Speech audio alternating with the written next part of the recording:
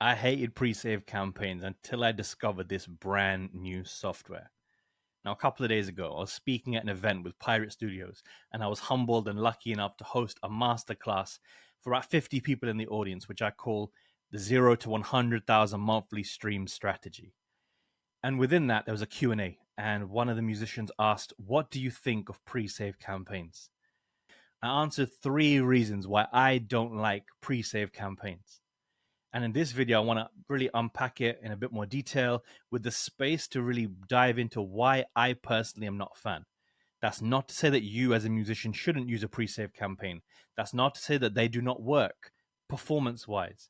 But this guy's unique perspective on why I don't suggest it to my clients. And if they disagree and they challenge it, they want to go ahead, I say no problem, go for it.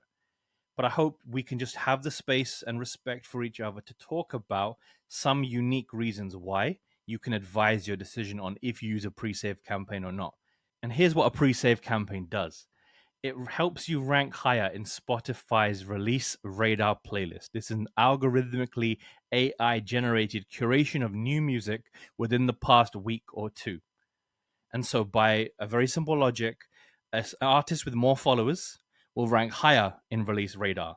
An artist you frequently listen to will rank higher in your release radar. But a song with more pre-saves will rank higher than a song without any pre-saves. And so if you have accumulated 100 or 300 or 500 pre-saves, you are likely to do better and appear higher in the playlist and have more of a chance of being listened to. Because people don't always scroll to the bottom. People don't always spend time in the middle of their playlist. They typically listen to the first 1 to 5 songs. And so you want to increase your chances of being in someone's top 5 songs in their release radar playlist. So now we know what it is. Let's just dive into why I personally don't like them. Reason number 1, technologically, I think the system is broken. Now, if you've seen a pre-save link in someone's story, if you've seen it on Twitter, if someone has DM'd it to you, it actually does not open up Spotify in my experience.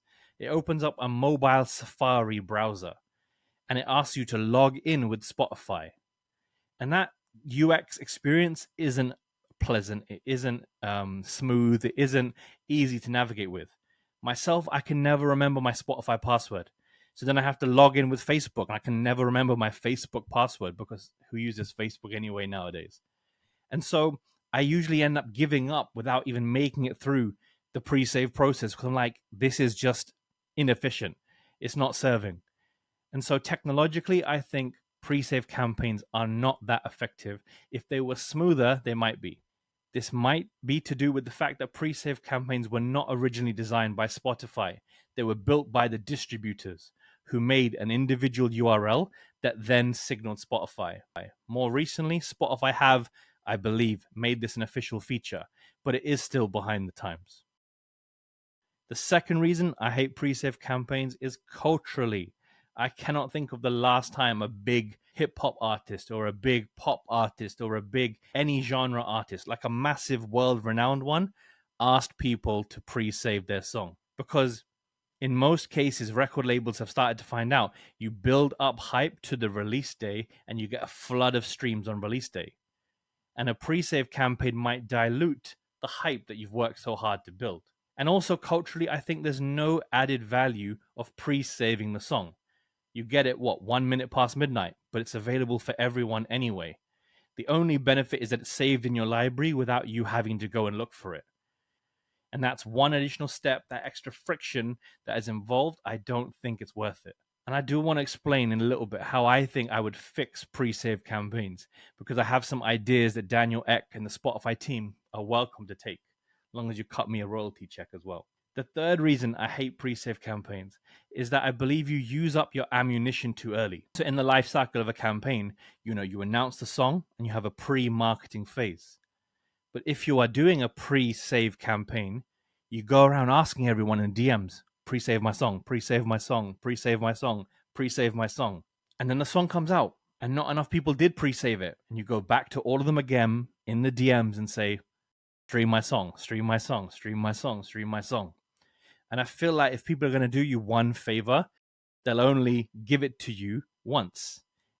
And if you use that favor at the wrong time, for the pre-save campaign rather than the streaming, you might lose out. Because for the technological reasons that I mentioned, if they get stuck in the mobile Safari and they can't log in, you've lost your opportunity. And so, me personally, for the artists that I work with, I ask them, why do you want to do a pre-save campaign? What benefit will it bring you? And if they have a valid answer, because they're going to incentivize that mechanic, if they're going to launch a competition off that, if they're going to give some added value for everyone who pre-saves, I'm like, sure, let's do it. But for everyone else, if it's just because it's the given thing that people do on a campaign, I'm against it. I've seen many artists incentivize in different ways. I don't know if it's allowed by the terms and conditions, but here are some examples. Back in the iTunes pre-ordering days, I had an artist tell his fans, pre-order my song.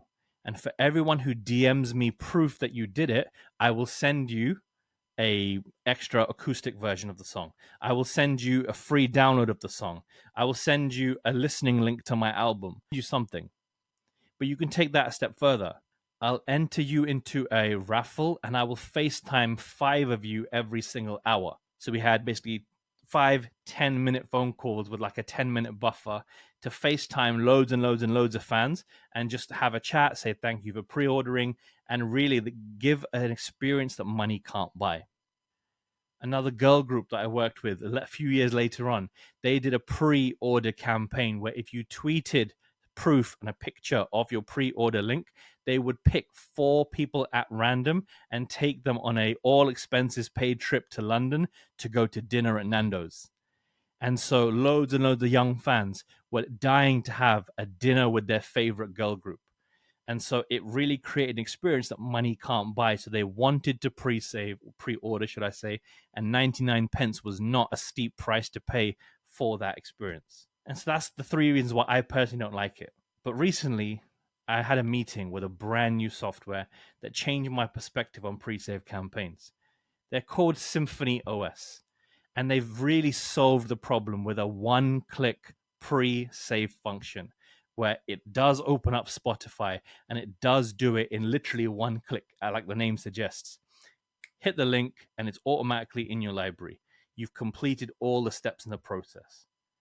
But they made it even better.